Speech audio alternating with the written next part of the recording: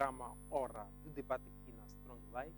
Eu sou teofilósofo e mestre José Maçango, autor das obras A Mente de Deus, Enciclopédia do Conhecimento e o Mar da Sabedoria. Podem seguir a minha página do Facebook, que é teofilósofo José Maçango, onde podemos conversar em torno de vários assuntos. Também pode subscrever no meu canal do YouTube, que é teofilósofo José Maçango. Muito obrigado a todos que acompanham o nosso programa através da DSTV, canal 707, GoTV, canal 92, TV Cabo, canal 12, a todos que acompanham o nosso programa ao vivo, através da nossa página do Facebook, que é Strong Life, onde podem participar do nosso debate, deixando as vossas opiniões relativamente aos temas que nós iremos abordar. Ainda hoje nós temos convidados especiais que vão nos ajudar a debater em torno de temas pertinentes e atuais. Para já, queria saudar os meus convidados especiais, começando com o Dr. Edson Bana. Ilustre, saudações, seja bem-vindo ao programa Hora do Debate.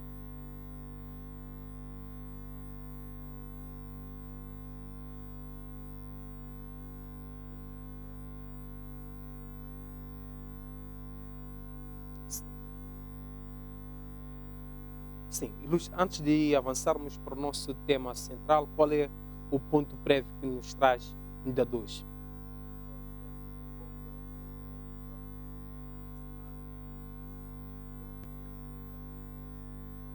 Peço para ligar o microfone, ilustre.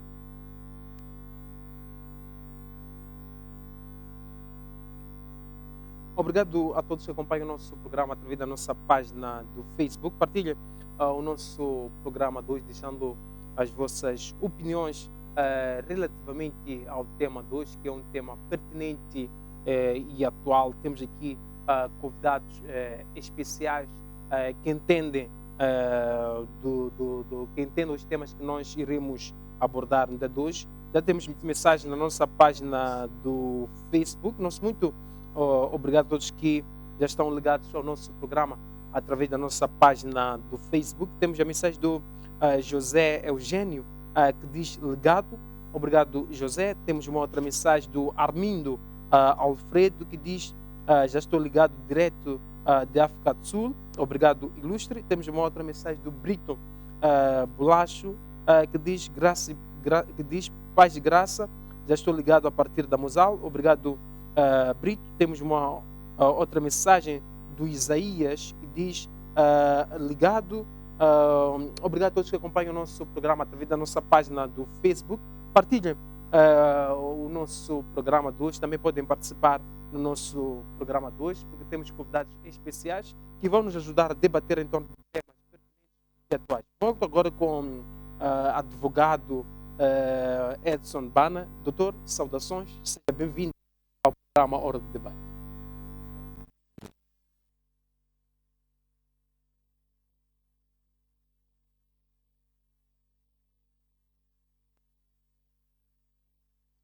Do ilustre, temos um outro convidado que é o teólogo, cientista político Albino Manguén.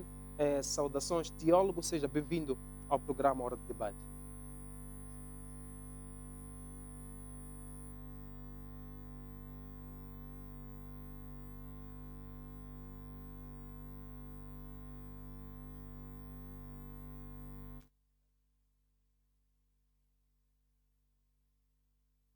Nos traz no dia 2.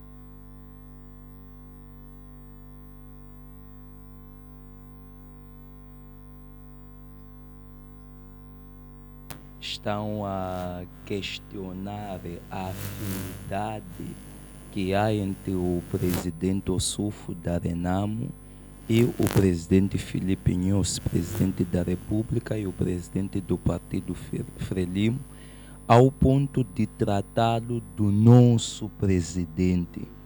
No entender de muitos, isso demonstra muita afinidade e depois torna-se questionável até que ponto o presidente Ossufo representa a oposição.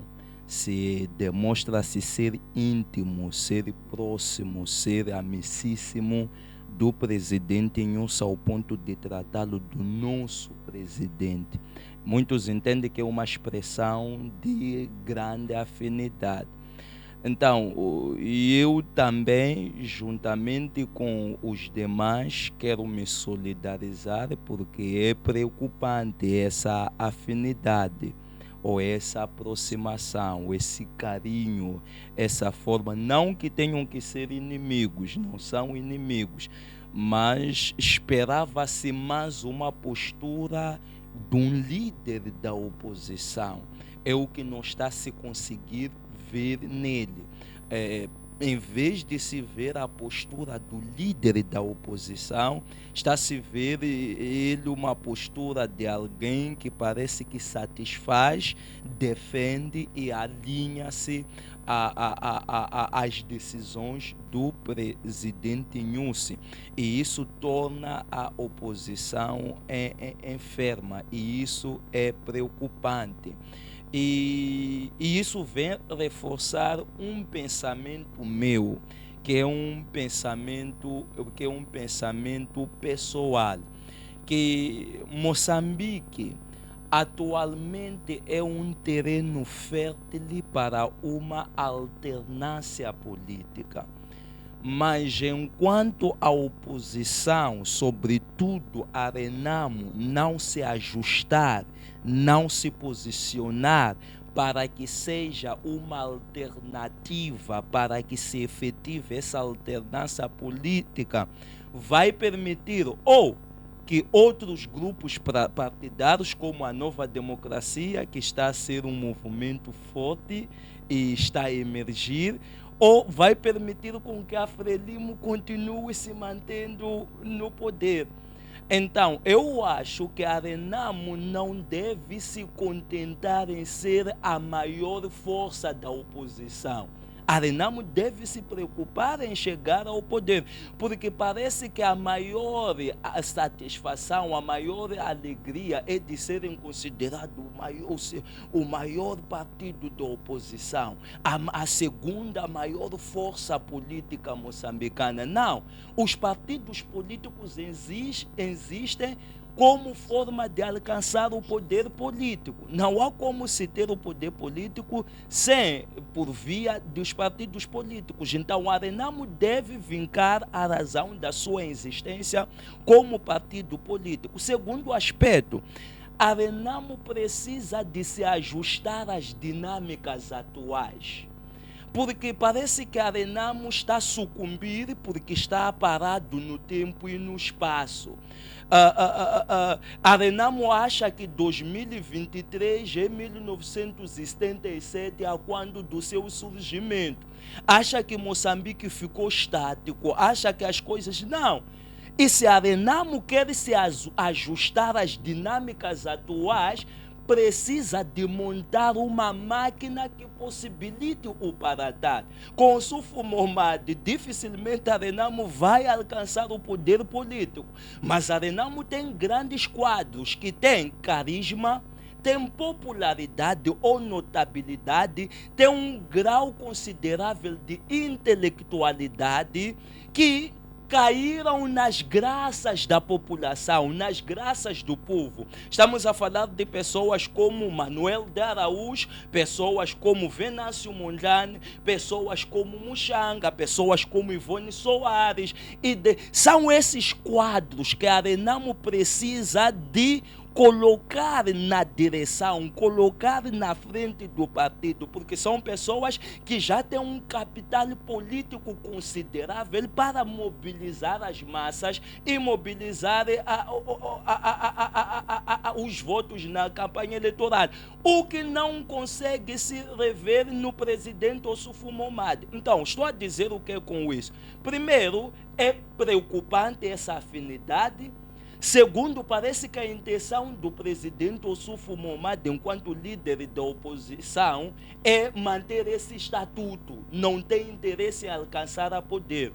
Terceiro, a Renamo deve ter em vista alcançar o poder político. Para fazer isso, alcançar o poder político, a Renamo precisa de se ajustar às dinâmicas atuais, porque o terreno está fértil, mas se não saberem se posicionar, vão permitir com que outras forças surjam e alcancem o poder que eles estão atrás já há muito tempo, ou vão permitir a manutenção da Frelimo no poder. Obrigado, teólogo, cientista político Albino Manguel. Passo agora para Dr. Edson Bana. Doutor, qual é o ponto prévio que nos traz no dia 2?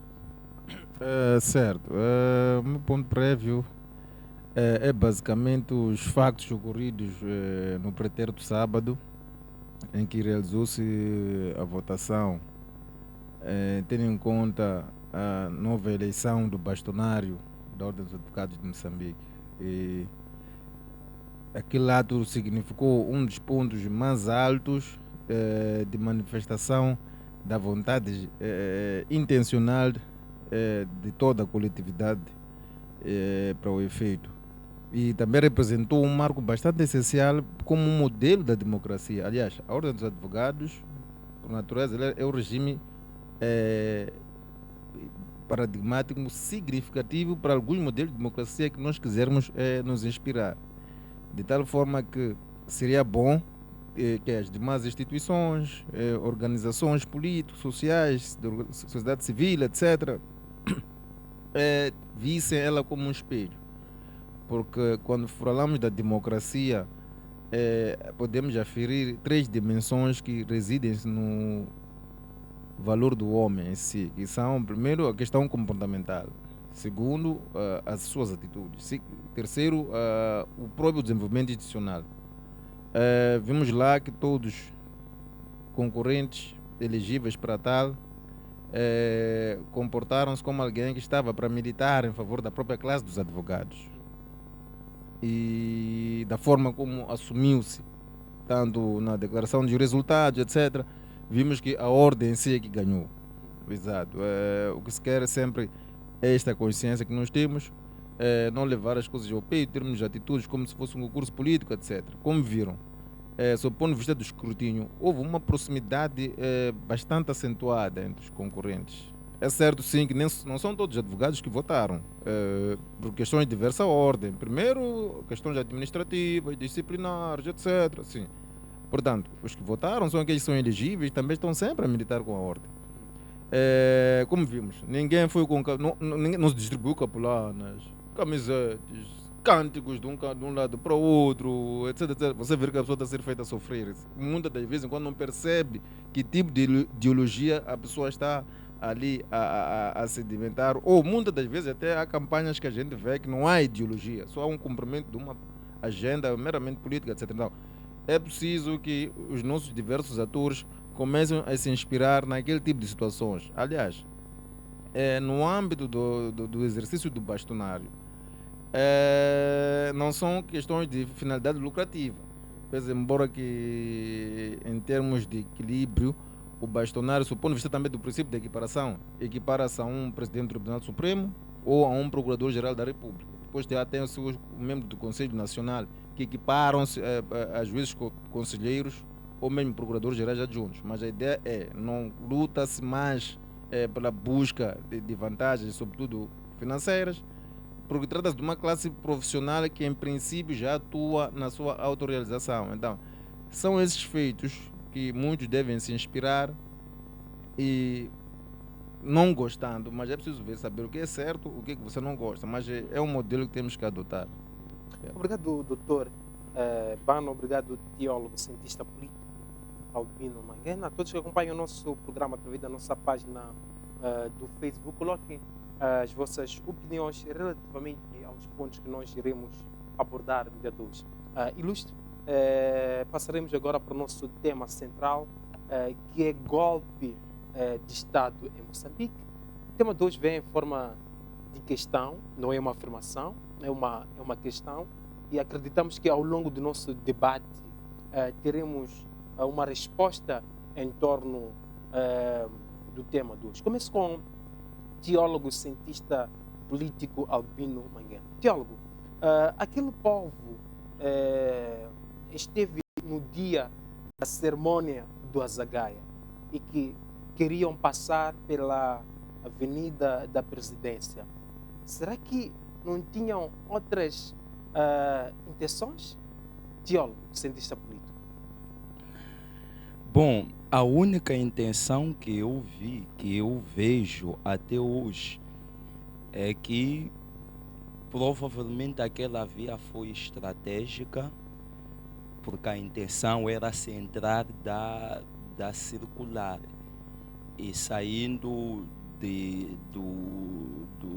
do edifício do Conselho Municipal de Maputo.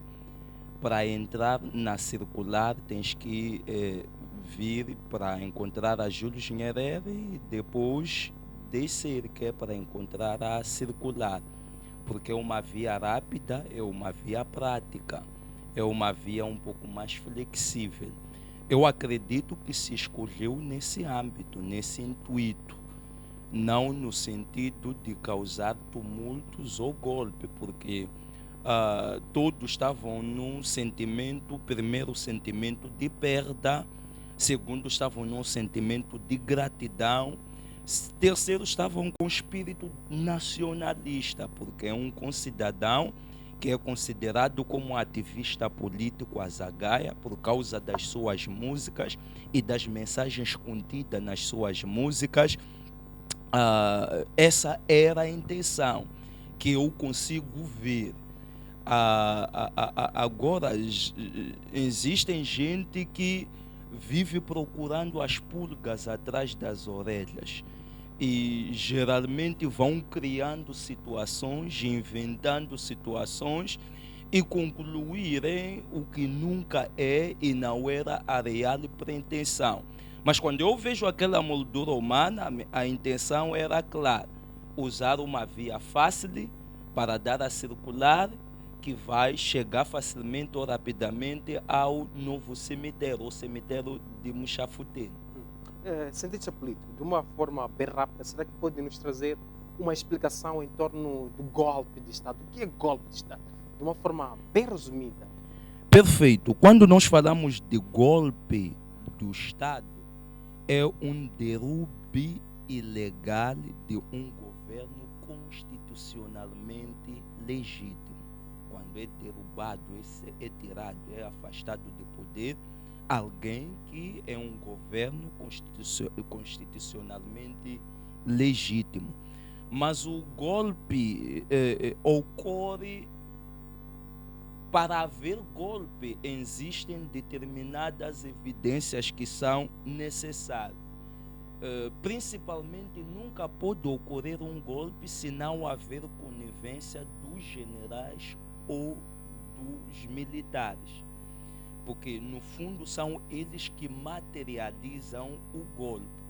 É por isso que muitos dos presidentes, quando querem evitar golpe, tendem a se aliar aos generais, a se aliar aos militares, em dar melhores condições de vida, melhores salários, que é para tê-los como uma base aliado, porque eles sabem que a permanência, a segurança dele no poder depende em parte dos militares, da satisfação dos militares.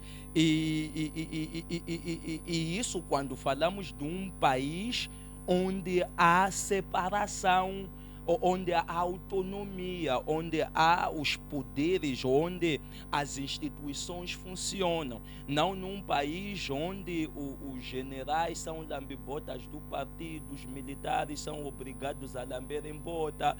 Isso dificilmente podia acontecer nesse país por causa dessa face. Não obstante, os próprios militares estão insatisfeitos, porque alguns que foram lançar gás lacrimogêneo depois nos procuram em off dizer que só obedecemos ordens superiores, nós nem queríamos fazer aquilo, nem temos retroativos, nem temos salários, mas por causa das tais ditas ordens superiores fizemos isso. Então, para haver golpe efetivamente, primeiro deve haver um palco social, uma convulsão social, em que os generais, o exército, entenda que há uma forte rejeição por parte do chefe do Estado, e eles, na última instância, são eles que podem perpetuar um golpe de Estado. Agora, outra coisa, existem outros termos que se aproximam a um golpe, mas que não é um golpe, como o caso de rebelião, levante, revolução. São termos similares, mas não são um golpe. Tem outra tônica, outro propósito e outros efeitos. Então, aí estaremos a falar de golpe. O golpe pode ser violento, pode ser não violento, dependendo de como é a resistência da pessoa que governa. Mas o que deve acontecer é que, sem conivência dos generais, sem conivência dos militares, em país algum vai ocorrer o golpe de Estado, porque esses é que possuem armas, é que possuem força suficiente para deportar o presidente da República do poder. Ademais, no tal golpe de Estado que se diz aqui em Moçambique, o capitão nem estava em Maputo. Ia se golpear aqui, que nem estava em Maputo porque estava na Zambésia. São questões questionáveis. Agora, se você me perguntar por que se inventou essa história de golpe de Estado, na verdade, essa história do golpe de Estado, a ideia do golpe de Estado, foi uma ideia inventada para não assumir que a polícia agiu de uma forma violenta. Foi espécie de uma propaganda. Não sei se parte da polícia ou parte do presidente da República ou ambos os dois, como dizem na gira, ambos os dois, concordaram que se pronunciassem dessa forma. Mas a ideia do golpe de Estado foi uma ideia criada, inventada, para não assumir que a polícia falhou. Não assumindo que a forma que a polícia atuou foi uma atuação, para não se assumir que a polícia atuou de uma forma violenta, errada, devia se dar uma razão. E qual é a razão que as mentes brilhantes do governo e da polícia tiveram? Vamos dizer a esse povo que houve golpe de Estado, queriam fazer golpe de Estado. Quer dizer, nós em Moçambique deixamos ao nível de se tratar assuntos de Estado como assuntos de bazar. E de Dumbanengue, nós estamos num Dumbanengue. Já não há consideração, respeito no tratamento dos assuntos do Estado. A coisa mais grave, mais caricato, é citarem nomes como golpistas, sem apresentar provas, nem um processo crime, porque é uma acusação séria. Se eles não conseguirem provar, o presidente da República praticou um ato criminoso, porque foi na senda do pronunciamento do vice-comandante-geral da polícia. Praticaram o crime contra a honra, caluniaram e defamaram Venâncio Mondlane, Antônio Muxanga, Manuel de Araújo, Abílio Carijo, e até alguns órgãos cometeram crimes. São criminosos esses. Devem ser exemplarmente responsabilizados. Caso não tragam provas e abram um processo crime e submetam à Procuradoria-Geral da República. Não deve ser banalizado o Estado moçambicano.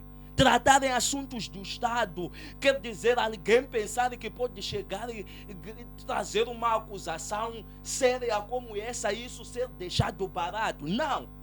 É por isso que eu concordo também pelo fato do edil Manuel de Araújo ter submetido o processo crime. Eu concordo até em parte, as organizações da sociedade civil querem meter um recurso no Tribunal Internacional contra o presidente Nyusi. São legítimos porque estão a praticar atos criminosos e no território nacional são intocáveis. Obrigado, teólogo, cientista político Albino Manguete. Passo agora para o jurista Edson Bana. Doutor, como é que olha para os pontos levantados pelo teólogo Albino Manguete? Em algum momento afirmou que um golpe de Estado pressupõe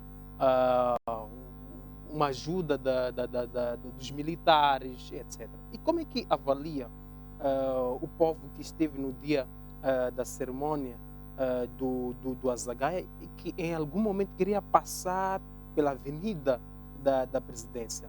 Será que o mesmo povo não tinha outras intenções, doutor?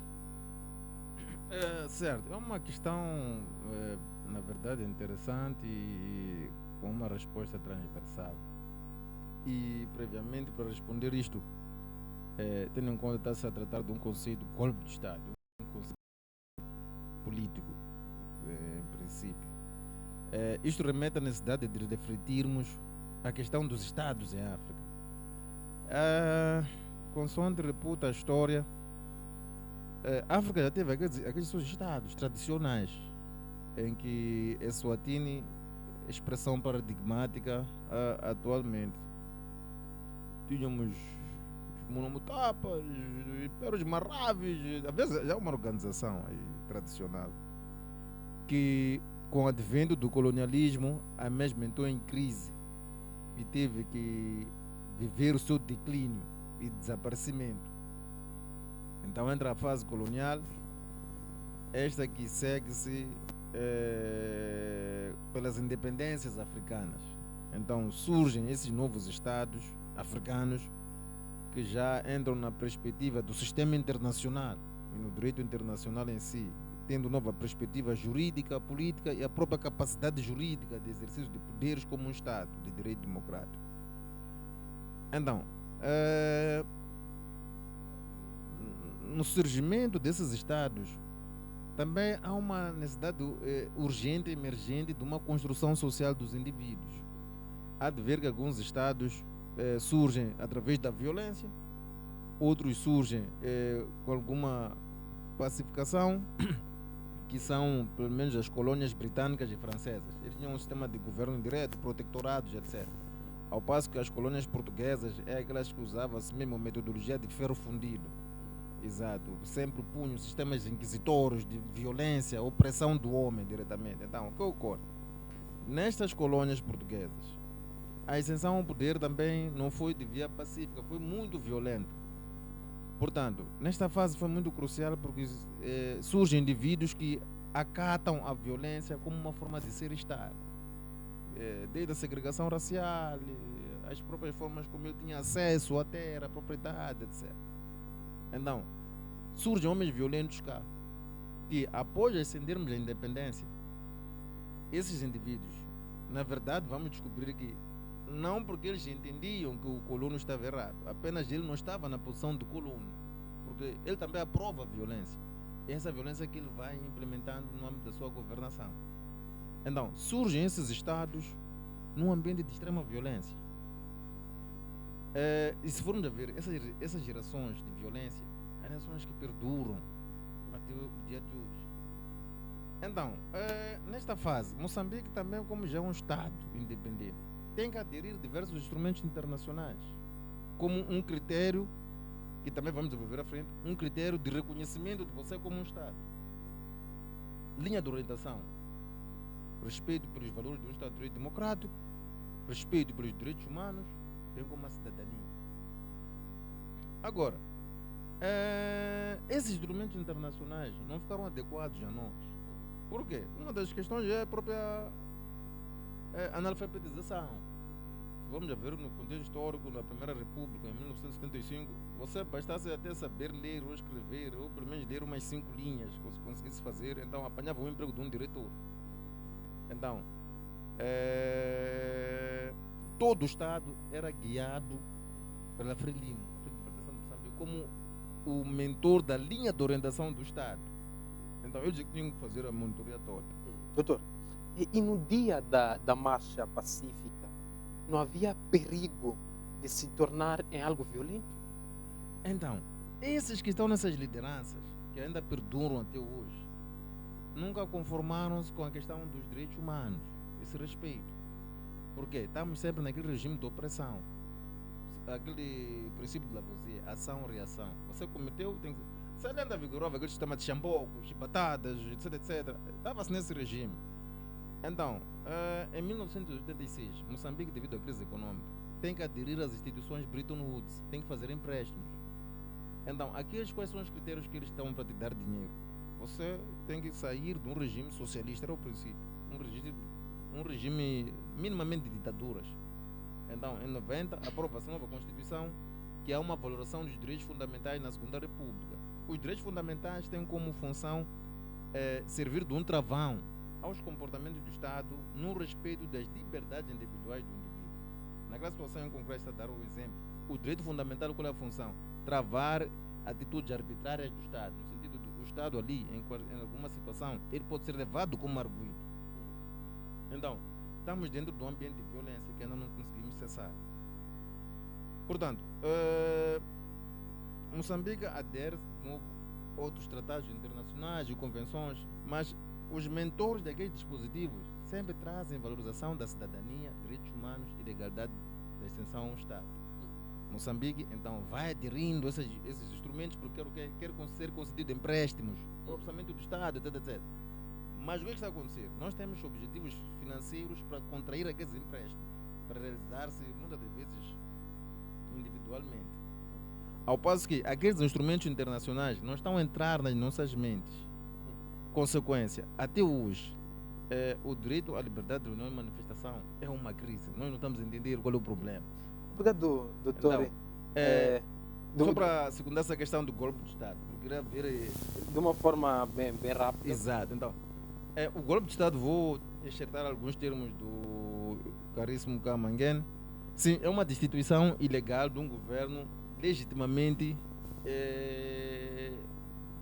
constituído, cuja mesma pode ser por via militar, pode ser por via também civil, partidária, etc. E um dos pressupostos para consolidar o golpe de Estado é suspender a Constituição. Porque se você dá golpe a um Estado e deixa a Constituição em vigor, significa que a qualquer momento você está numa situação de lanterna vermelha, você está a cometer crimes.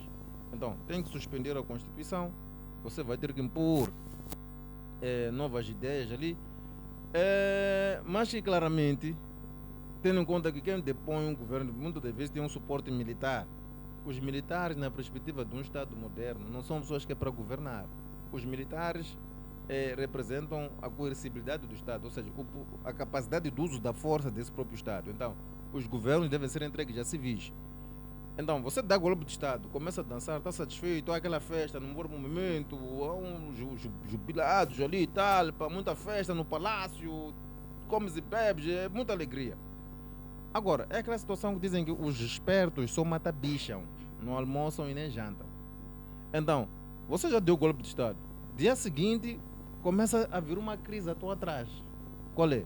É o teu reconhecimento na perspectiva internacional. Porque quando cá falei dos tratados e convenções, é que nós cá, depois das grandes guerras mundiais, 1945 e 1918, houve necessidade de criar um governo internacional. É por isso que temos a Organização das Nações Unidas, a ONU.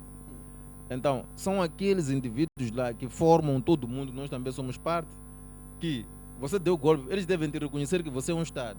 E a partir daí, seres um sujeito do direito internacional, começar a gozar dos benefícios. Porque se você entra como militar, militar em princípio tem um regime ditatorial, não há democracia no militarismo. E você não é para fazer o povo sofrer. Então, a primeira coisa vai ser isso. Você não vai ser reconhecido como um governo, porque não foi legalmente instituído nos termos da Constituição. Por exemplo, se nós formos a ver no nosso ordenamento jurídico, o artigo 140 da nossa Constituição da República, lá vem um regime jurídico da eleição do chefe do Estado, o presidente da República, porque ele é chefe da nação. Então, um dos requisitos de eleição é o sufrágio universal. Um dos requisitos, 35 anos de idade, sanidade mental, etc, etc. Então, se há quem quer chefiar, não está a obedecer os princípios constitucionalmente consagrados, significa que ele é um inimigo nessa sociedade. Então, de uma ou de outra forma, você vai depor um governo que, na verdade, tem que devolver o poder a alguém. Agora, na realidade moçambicana, tendo em conta esses fatos do fenômeno Azagaia, isto aqui é assim, aqui há duas coisas, ou uma, que põe em crise da credibilidade de certos argumentos. Ou os servidores públicos estão numa situação que podemos pôr em causa a sua lucidez, ou os próprios serviços que trabalham nisso dão informações erradas. Olha, se formos a ver do ponto de vista de manifestação ou marcha, no assunto da Zagaia, aqueles são fãs. são meramente esses miúdos que querem ali atuar, dar um espetáculo, despedir. A motivação era muito branda. Aliás, se formos a ver este fenômeno da Zagaia, em vários pontos houve essa manifestação. A nível dos palopes, houve muita solidariedade. Então, o que tínhamos que nós refletir é o seguinte: ele é um indivíduo que teve uma elevada influência muito forte, que até muitos políticos nossos não conseguem fazer aquilo. Quero acreditar que nós podemos cá fazer uma marcha, mas sobretudo para quem estão vinculados a essas classes da sociedade. Muitas das vezes são coercivas aquelas marchas. Continuadores, etc. Os miúdos vão lá porque às vezes vão ser ameaçados de chumbar na escola, etc. Então, há uma coação para ir-se ali. Então, o que devemos ver nós como sociedade é que, independentemente das circunstâncias, temos que aceitar a liberdade de opinião. Obrigado, doutor Edson Bana. Passo agora para teólogo, cientista político Albino Mangueno. Teólogo, e no dia da marcha pacífica não havia perigo de se tornar algo violento? E também uma outra questão, não terão os serviços secretos tido uma informação de que iria acontecer um golpe? Perfeito. Quanto à primeira questão, a marcha foi solicitada na qualidade de uma marcha pacífica. E muitas das caras que estavam à frente da marcha são pessoas nocivas. São pessoas que pertencem a organizações da sociedade civil, prezam pela Constituição, pela legalidade. São pessoas que têm a consciência de um Estado de direito e democrático. São pessoas que você não vai me dizer uma Quitera Gringuane tem interesse em perpetuar um golpe, em criar confusão. Ela é uma mulher de classe intelectual, é uma pessoa que conhece lei, direitos, deveres. Não ia se baixar até esse nível. Então, e várias outras individualidades que estavam envolvidas, porque algumas caras dos partidos políticos da oposição se solidarizaram. Você acha que pessoas como Venâncio, como Massango, não tem interesse de promover nenhum golpe de Estado? Então, estamos a falar de pessoas inofensivas que não oferecem perigo sob o ponto de vista de violência ao Estado. Então, a marcha foi solicitada com objetivo pacífico e acredito que ia correr com objetivo pacífico. Agora, o que aconteceu aqui, primeiro, é um pouco, antes de entrar na questão de serviços de inteligência, primeiro é um pouco daquilo que o Dr. Banner disse, que muitos dos líderes, muitos dirigentes africanos, por causa da concepção histórica de como o Estado surge na África e de como foi desenvolvido o próprio Estado na África, muitos deles não se prepararam para assumir uma postura democrática, para interiorizarem valores de uma democracia, respeitarem os direitos humanos, respeitarem a Constituição, respeitarem a lei. Eles foram forjados numa perspectiva autoritária, ditatorial, do socialismo, tudo amar. E eu posso te provar isso. Vou ao hino do Partido Frelimo. O hino do Partido Frelimo. Só vou cantar o refrão. Ou não vou cantar, vou citar. Diz: somos soldados do povo, marchando em frente pela paz, pelo progresso. Sempre avante, unidos, venceremos. O socialismo triunfará na certeza. Está percebendo? O que é que vai triunfar? É a democracia? Não. A Frelimo se posicionou no sentido de fazer o socialismo triunfar. significa a ideologia socialista ainda está presente no Partido Frelimo. Significa que a Frelimo não está preparado para viver em uma democracia. Por quê? Porque ainda tem veia socialista, autoritária, bem forte e presente. E vinca nos índios. Agora que é um Estado democrático, primeira coisa, para demonstrarem que querem democracia, querem respeitar a lei, querem respeitar a Constituição, primeira coisa, deviam mudar o hino do partido. Não disserem que o socialismo triunfará. Ou seja, alguém que tem mente socialista encravado acha que vai respeitar direitos humanos, acha que vai respeitar princípios democráticos. É por isso que as eleições, enquanto não haver algo feito pelas organizações da sociedade civil, pela população, pelas organizações internacionais, vão continuar a ser fraudulentas. Porque a ideia é se impor no poder, é manter o poder. A preocupação não é respeito à Constituição. O regime não respeita a Constituição. Então, estamos a dizer o quê? Estamos a dizer este regime de democracia não tem nada. Não vivem, não praticam e não estão preocupados em praticar a democracia, em viver democraticamente. Indo à questão da inteligência, olha, eu acho que é estupidez o que os nossos serviços de inteligência fizeram. Grande estupidez.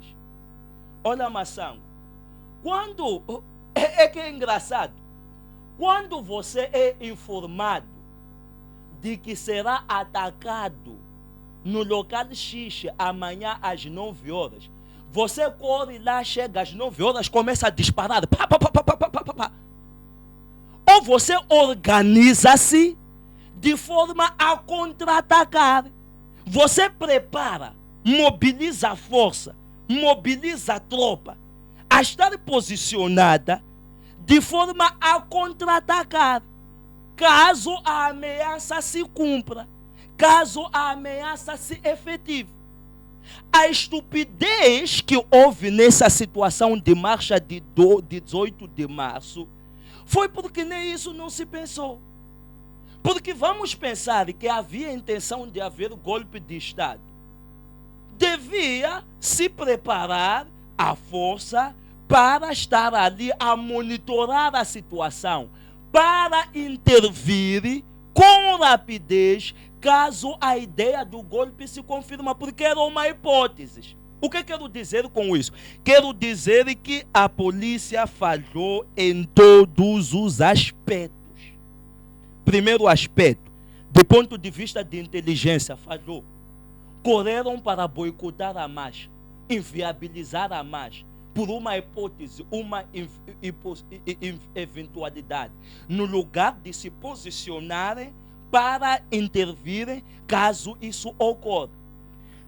Falhou também sob o ponto de vista tático, porque sob o ponto de vista tático não soube monitorar a situação. Falhou também sob o ponto de vista de ação ou do uso de força, porque o uso de força foi totalmente desproporcionado à tal ameaça. Ali ninguém tinha arma, ninguém tinha faca, ninguém tinha pau, ninguém tinha nada disso. Mas a polícia agiu com uma força tal, enérgica, que a uns acreditam que era vingança por causa do salário que está atrasado. No lugar de reivindicar no chefe, preferiram reivindicar no pacato cidadão. Então, a polícia agiu de uma forma criminosa, de uma forma violenta, desrespeitou totalmente os direitos humanos. Obrigado, teólogo cientista político Albino Manguene. Doutor Edson Bana, não terão os serviços secretos tido uma informação de que iria acontecer um golpe?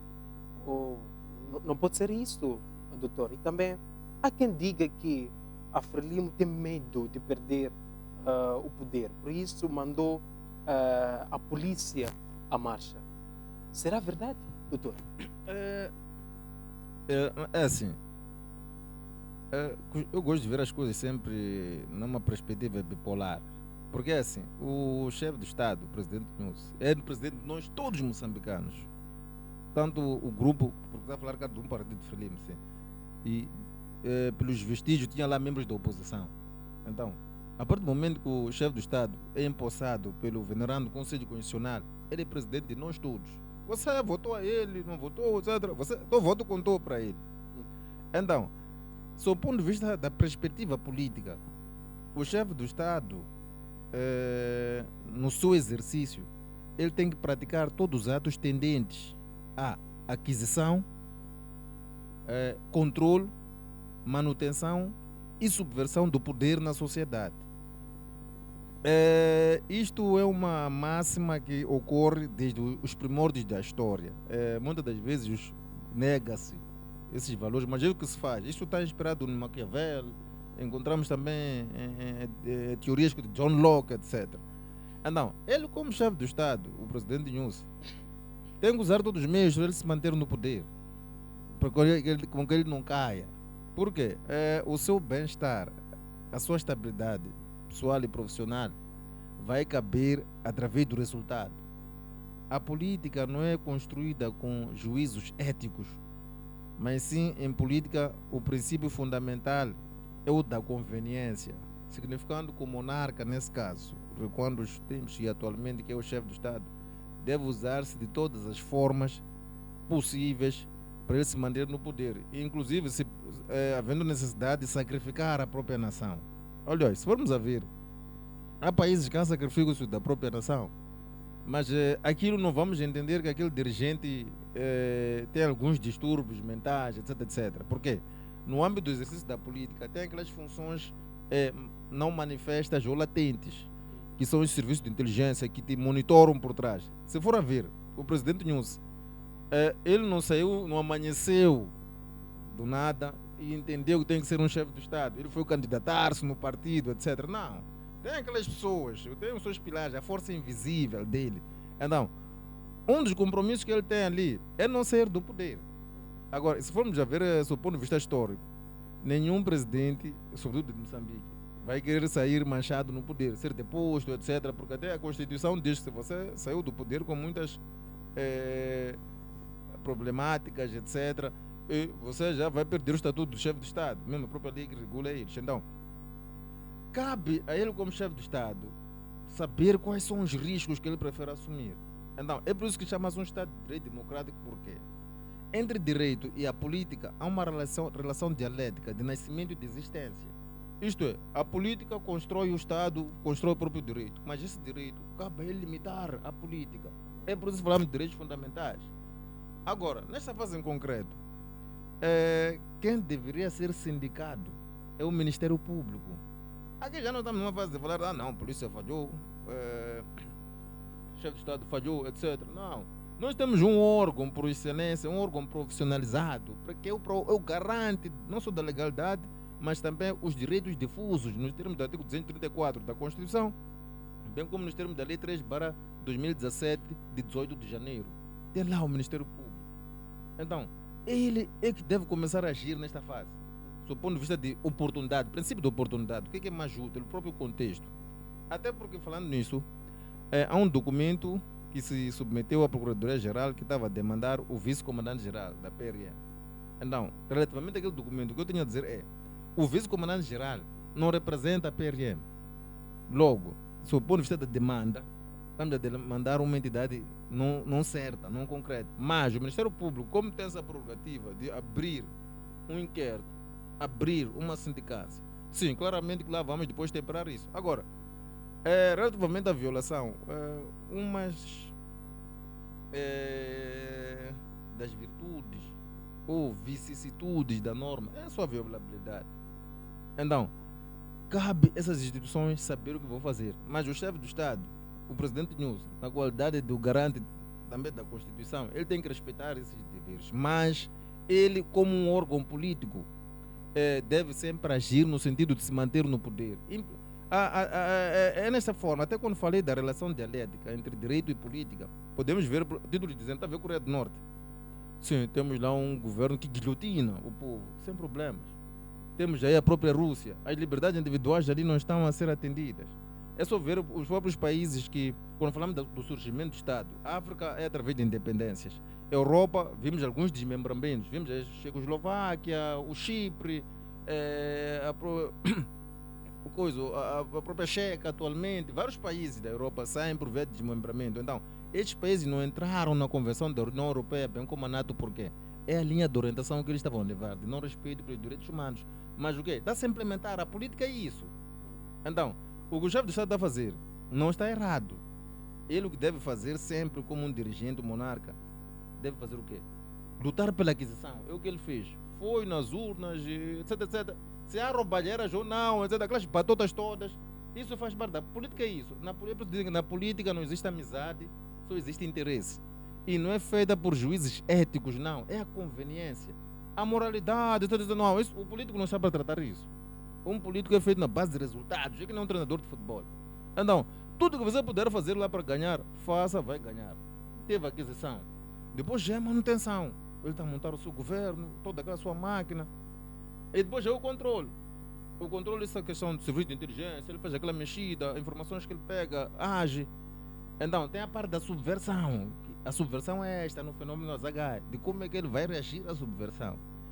Portanto, aliás, há de ver, em alguma situação, que aquele que estava oposto, por exemplo, esse da oposição, os governaços, não sei o quê, etc, etc, que deram as caras, que foram lá como cidadãos, segundo o que eles dizem, não como oposição. No dia que a gente lhes puser no poder, a linha de orientação, a forma de ver é outra. Então, não há gregos e troianos vão ser agradados, não há certo, não está errado. O chefe do Estado agiu para manter no seu poder e cabe a ele os riscos que assume. Mas o que ele deve fazer é não sair do poder, porque se ele sai do poder não vai conseguir se proteger. Então, esta é a verdade que é latente na política. Em todo mundo é assim. Se for a ver, mesmo no caso de Putin, está aí, ele já quer um mandato até 2036, quer morrer no poder. E o poder tem uma coisa: quanto mais você encontra, você quer mais, não sacia. E a África é um regime paradigmático para isso. Então, cabe ao chefe do Estado, todas as forças de segurança, ali cada um entrou num risco. Entrou no risco para manter-se no poder. Então, os resultados é que vão definir por si, mas para o caso em concreto, cabe ao Ministério Público. Você até pode ir ao Ministério Público fazer uma reportagem, perceber o que é que está a ser feito sobre essa situação, o que é que não está a ser feito. Exatamente. Obrigado, doutor Bana. Passo agora para o teólogo. Teólogo, há quem diga que a Frelimo tem medo de perder o poder, por isso mandou a polícia na marcha. Será verdade? E o presidente da República tem culpa? Teólogo. Perfeito. Usando o paradigma realista, que é o paradigma que o Dr. Banner usou, sempre quer se manter no poder.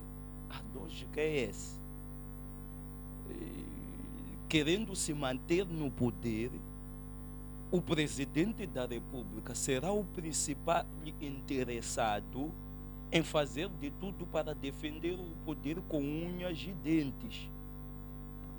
Agora, só que temos que perceber em que contexto estamos, em que país estamos.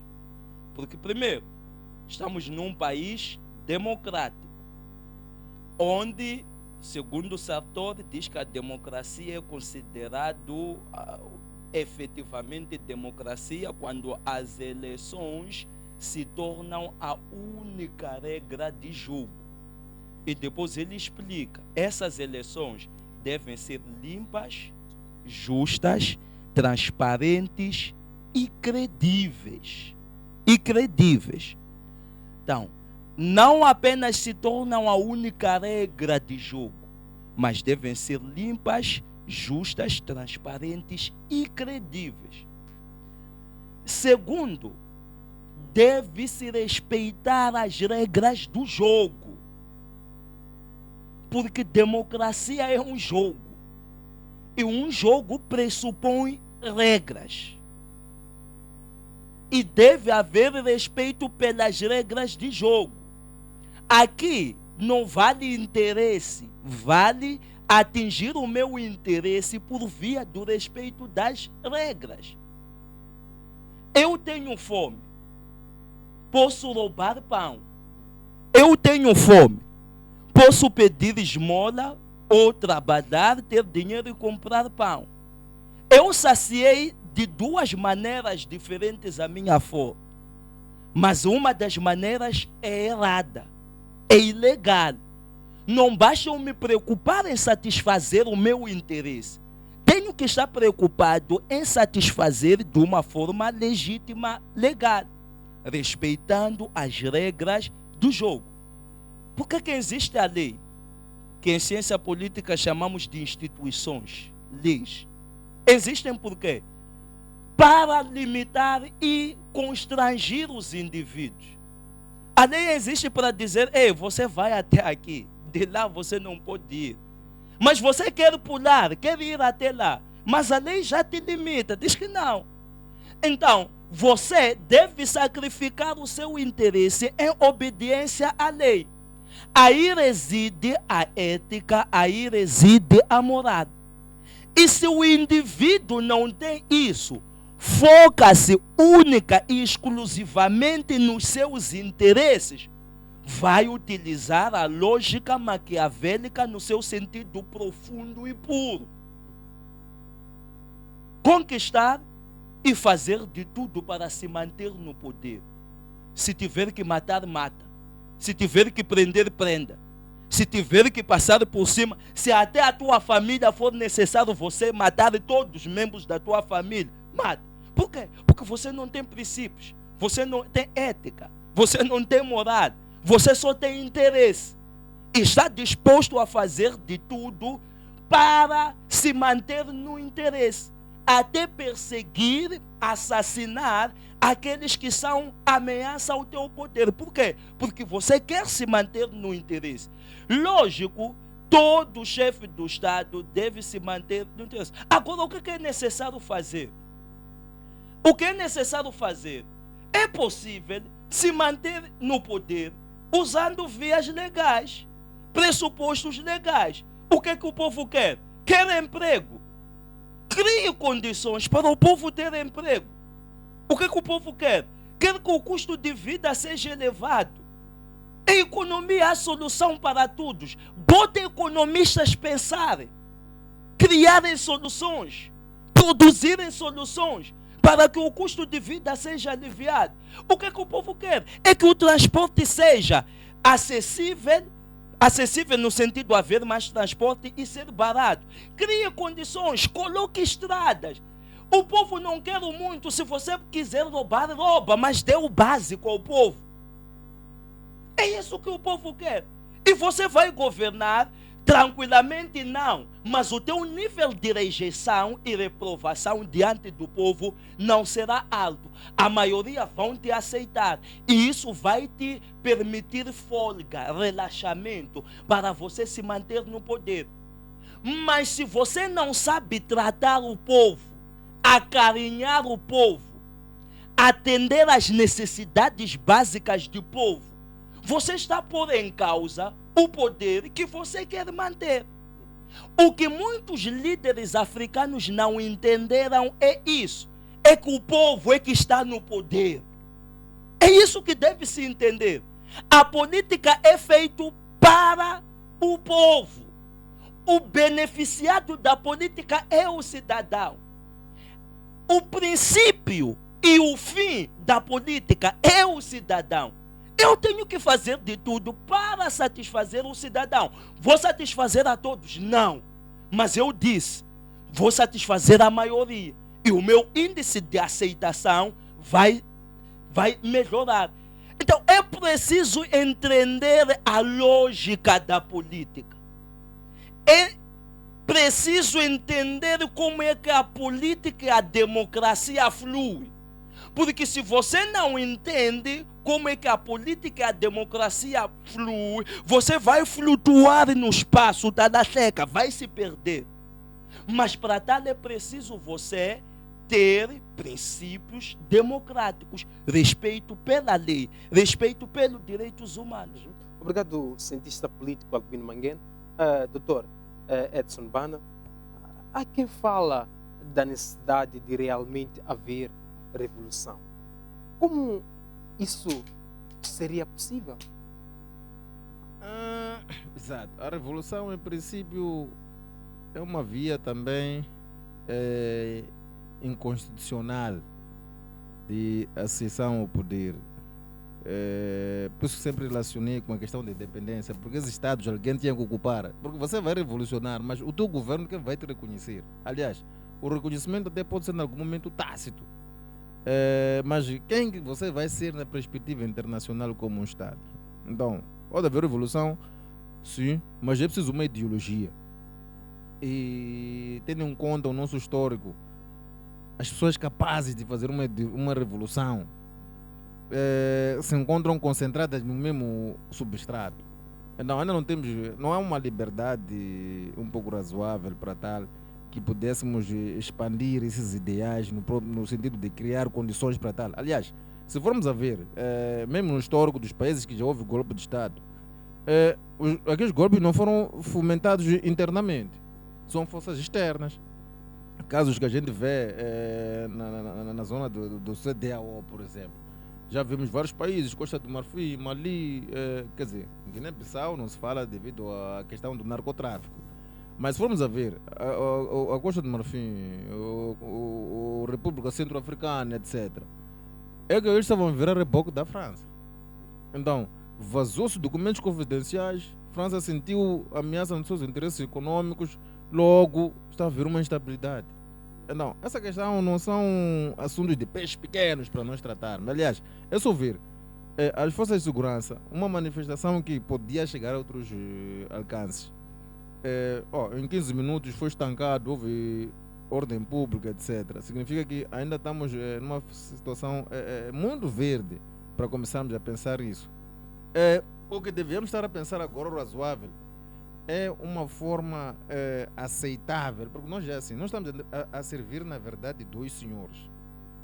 Nós queremos ser, tendo em conta a ciência política, porque na ciência política, seguidamente temos que falar do direito constitucional. Isso no sentido do quê? De como a sociedade é e como ela devia ser, o tipo ideal. Então, nós estamos a ver um ambiente de repressão. E ao lado também estamos a dizer que somos democratas. Os democratas porque queremos estar nas instituições Bretton Woods, queremos financiamentos, não queremos perturbação do Ocidente e tal. Então, temos que identificar-se com que regime nós queremos. Aliás, Moçambique pode haver ditadura, é uma nossa decisão. Pode haver. Por exemplo, temos países árabes que usam as normas da Sharia. Se formos a ver no histórico, a Alemanha nazi foi considerada um protótipo, um exemplo de um verdadeiro Estado de Direito, onde cumpriu-se com todas as formalidades solenes da lei. Aquela questão de assassinato de judeus nos campos de concentração, etc., aquilo de que quem não é alemão, quem não tem raça ariana, não é pessoa, aquilo constava de uma lei. Então, é um Estado de Direito no verdadeiro sentido. Se você não é alemão, passou de um sítio, tem que morrer, você vai ser morto. Se é judeu, é uma ameaça, tem que ir nos campos de concentração.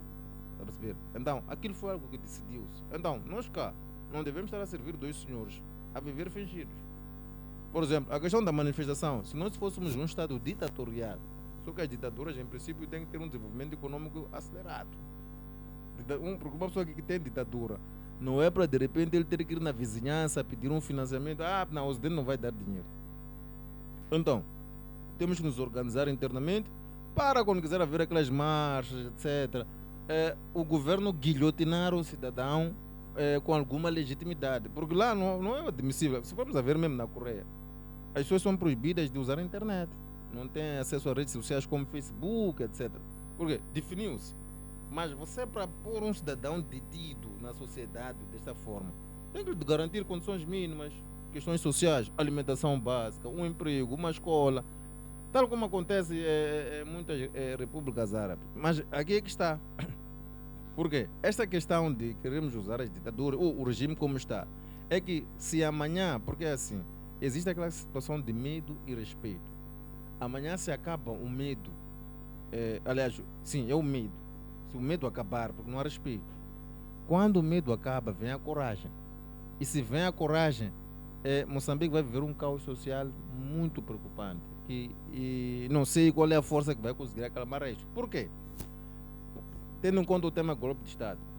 Quando o medo acaba, há derrube de um monarca, que é o dirigente máximo. Seguidamente tem que se procurar toda a linhagem dele. Tem que ser exterminada, ninguém mais pode sobreviver. Então, isso são aspectos da ciência política que às vezes a sociedade, quer dizer, muita gente também não está a aprofundar essas questões. Mas isso é assim, do ponto de vista histórico. A sociedade é isto. O que a gente vê em governo, o que está acontecendo em vários países, aquilo há uma massa intelectual que está a fazer aquela metodologia. Se for a ver, a título de exemplo, o Gaddafi, após o seu derrube, aquela perseguição que fez aos seus filhos em vários cantos do mundo, apanhar um por um, guilhotinar os filhos do Saddam Hussein, os filhos de Bin Laden, aquilo não é uma coisa que está a ocorrer ocasionalmente. Aqueles são estudos profundos inspirados em Nicolau Maquiavel. Porque uma das coisas que Maquiavel disse, olha, em casos do tirano ser removido, tem que procurar toda a sua linhagem exterminar, porque são aqueles que amanhã irão se vingar. Então, é nessa lógica que nós temos que saber gerir nós como sociedade, porque se o medo acabar, os riscos são esses. Se for a ver mesmo na própria Rússia, o sistema da KGB, aqueles países que foram se desmembrando ali e tal. Então, houve um trabalho de limpeza daqueles indivíduos, porque amanhã haveriam de vir reclamar aqueles territórios, porque alguns países conseguiram desmembrar-se da URSS, mas há uns que não conseguiram. Então, aquele que tentou, no âmbito da Revolução, porque a condição sine qua non da Revolução ser atendida e ser formalizada no Estado é a sua vitória. Porque se você não ganha, vai ser a guiese. Na guiese, o que vai acontecer? Você vai ficar, todos os revolucionários vão ser detidos, vão ser guilhotinados, e tem que acontecer o que é seguidamente aí? Tem que se suspender a Constituição. Por quê? Suspendendo a Constituição, os direitos fundamentais não vão ser aplicados diretamente. Então, todos vocês que tentaram revolucionar, da mesma forma que nos revolucionários, para derrubarem aquele governo, tiveram que sacrificar várias vidas. Então, o que eles vão fazer?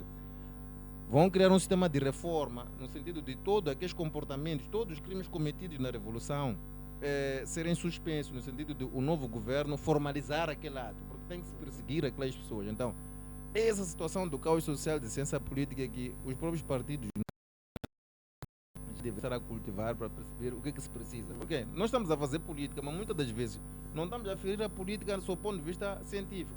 É por isso que vamos ver o governo do dia, parece estar a criar erros, etc. Aliás, eu gosto desse termo, até o presidente Machel que iniciou, povo no poder. Sim, na democracia ainda que representativa ou participativa, no âmbito do contrato social, você defere o teu poder, o teu uso de força a um terceiro ente que é o governo, o Estado, é o governo, para eles nos gerirem. Então, a gente renunciou, confiamos a eles. Então, os riscos que a gente tem é essa, entregamos ao governo. Então, tendo em conta a natureza política moçambicana, nós estamos a correr esse risco de aqueles decidir por nós. Então, é certo sim que existe Estado que tem 3 fins, que é justiça, segurança e o bem-estar. Agora, o bem-estar é um conceito indeterminado. Por isso tem que saber o bem-estar o que é. Então, o que ocorre? Um governo pode tomar uma posição a dizer que não, isso é interesse coletivo. Porque se você já confiou a ele, toda a decisão que ele tomar é vontade geral. Tanto aquele que votou ou não lhe votou, está dentro daquela vontade geral. Obrigado, doutor. Edson, passa agora para teólogo Albino Manguene. Teólogo, última questão. Há quem fala da necessidade de realmente haver revolução. Como isso seria possível? Também parece que é proibido criticar o regime em Moçambique. Será verdade, teólogo Albino Manguene? É verdade, eu sou a prova viva disso.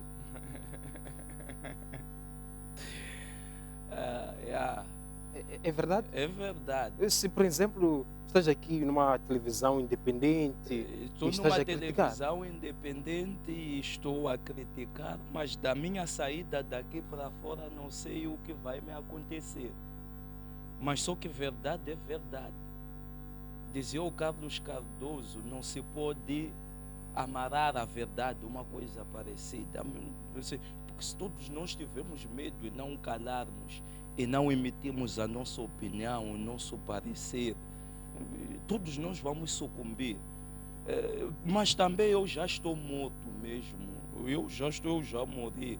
A Bíblia diz que o viver a Bíblia diz que não vivo mais eu, mas Cristo vive em mim. Se não vivo mais eu, mas Cristo vive em mim, significa que eu já morri. Então estão a tentar ameaçar e matar o morto. Então não vão ter nenhum ganho. É melhor me deixar. Não vão ter nenhum ganho. Mas é verdade, é difícil criticar nesse país. Quando você critica, você é inimigo. Não se capitaliza a sua crítica como ideia de querer o melhor, como ideia de que vamos melhorar, vamos mudar, porque a intenção da crítica é essa, é te mostrar que isto não está bem, mas podemos fazer dessa forma. Por exemplo, eu estava a falar agora que nós temos problemas de custo de vida, e a economia é um princípio, a economia diz que há soluções para tudo. Vamos colocar os economistas a pensar. Temos um problema específico. Criem solução. Quem pode fazer isso é quem governa. Criticamos, mas apresentamos uma solução. Sinal de que não somos oposição. É porque queremos que algo melhore. Então, cabe a quem é de direito capitalizar a crítica para trazer mudanças e transformações dentro da sociedade. Mas nesse país, criticar não é uma tarefa fácil. Por que foram colocar 2 balas na casa do Dr. Adriano Novunga? Por que fizeram isso? Por que o Matavelli morreu lá em Gaza? Por que ele morreu? Por que tantos outros morreram? Em que circunstâncias? Acompanhe a relação entre o contexto e a sua morte. Você vai perceber que o contexto e a sua morte tem a ver com a crítica que fizeram. Porque você não deve tirar aquela morte dentro do seu contexto. Gil Sistak, por que morreu? Porque saiu a defender quando o regime Guebuza dizia que não é possível mudar a Constituição para introduzir eleições dos governadores. Não é possível. E ele o que disse? Disse sim, a Constituição abre espaço para que seja revista. A Constituição abre espaço para que haja introdução. O que aconteceu depois? Está onde ele? Está vivo. Tinha inimigos. Eu que estou a criticar quando morrerem a tiros, a bala, em circunstâncias estranhas. Quem me matou? Eu não tenho outro inimigo. O meu suposto inimigo é quem eu estou a criticar. E ele é o único que me vê como inimigo. Logo, você vai relacionar o que aí? Qual é o casamento que você fará? Então, é difícil tecer críticas nesta nação. Porque quando você critica, te olham como opositor, como inimigo. E a minha tristeza é porque dentro do partido que governa, existem pessoas boas. Mas essas pessoas boas são ofuscadas. Por quê? Porque os impostores já estão lá. Não tem gente acadêmica dentro da Frelimo. Não tem gente pensadora na Frelimo. Por que não colocam esses que têm sentido de democracia, que foram formados em estados altamente democráticos? Você sabe que mesmo a questão da morte de Mondlane, há discussão. Porque havia conflitos ideológicos. Havia uma ala ideologicamente socialista. E havia a Mondlane que bebeu do Ocidente a ideologia capitalista e democrática. Havia um conflito ideológico. E a questão ideológica foi deixada para se discutir depois da independência. Se disse que o imperativo agora é alcançarmos a independência. Depois vamos decidir. Mas já se via que Mondlane, continuando daquela forma, podia implementar uma ideologia diferente de um grupo. Agora, quando o Mondlane mora assassinado, o que você vai pensar? Vai pensar que foi assassinado. Então, a questão de contexto em que algumas mortes, alguns assassinatos ocorrem, abre espaço para concluirmos.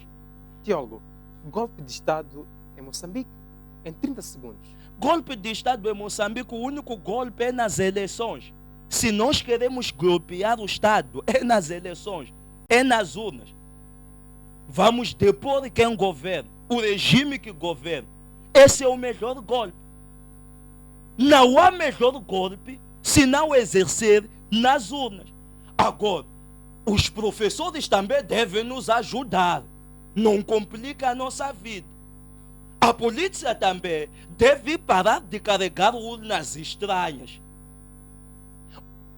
As televisões devem nos ajudar também, porque as televisões, no tempo de campanha, beneficiam um candidato em detrimento do outro, um partido em detrimento do outro, e ofuscam a imagem do outro.